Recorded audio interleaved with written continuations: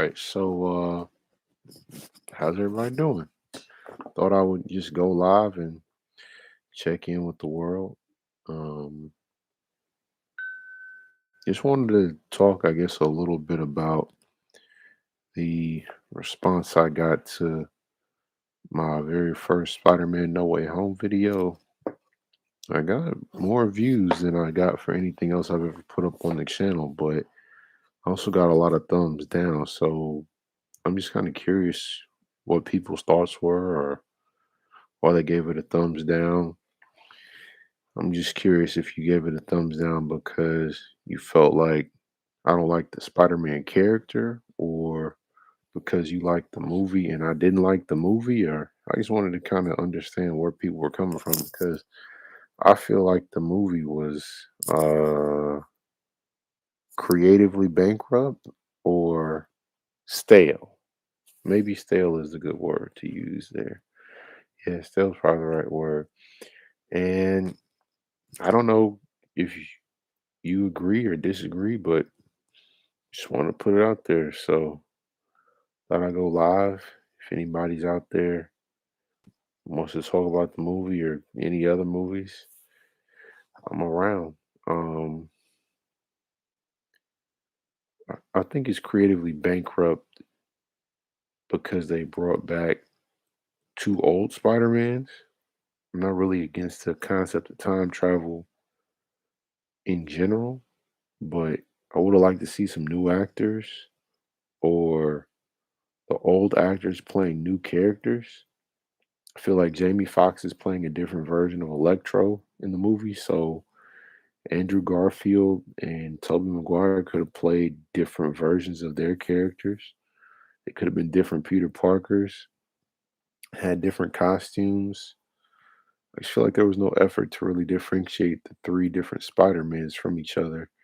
If they're all funny, if they're all nice, they all wear the same suit, they all think the same way. I don't know. I just would have liked to see some more interplay, some kind of conflict or some kind of growth and resolution in the relationships. But I guess you could say Tom Holland Spider-Man's being a little bit more of a rookie and him being a little bit more agitated by the antics of the villains, and struggling to keep that positive attitude. Maybe that counts, but um, I really don't. I don't see it myself. I don't see where there was any risk being taken. I think they played it safe every step of the way. And some people think being safe is fan service and is good. Um, but I don't think you should always give fans exactly what they want. I think you should acknowledge what makes a character work and acknowledge what makes a character interesting. Um, and then you play off of that with your own interests. You play off of that with your own particular proclivities. You synthesize the things that have come before in the comic books in a different way. So it's not so obviously telegraphed. Um, I mean, the fact that this was already a movie doesn't really make any sense either. Um, we already have Into the Spider Verse, and I'm sure this movie isn't as well written. So why try to do the same thing and end up coming across as a pale imitation? Um, I just think there were other ways to accomplish the same idea in the movie. They didn't have to even use time travel. They could have said Craven the Hunter discovered Spider-Man, attacked him because he saw what his true identity was, wanted to hunt him, and just retell Craven's last hunt. And at the end of the movie, Shield is able to pin everything that happened on Craven and say we never knew who Peter Parker was, and he has no affiliation with Spider-Man. That could have been it. Um, or they could have time traveled and maybe Zendaya could have got powers too, or something different. But it all stayed pretty safe. Um, it would have been interesting to see Zendaya as Spider Woman or Spider Girl, Mayday Parker, however, whichever.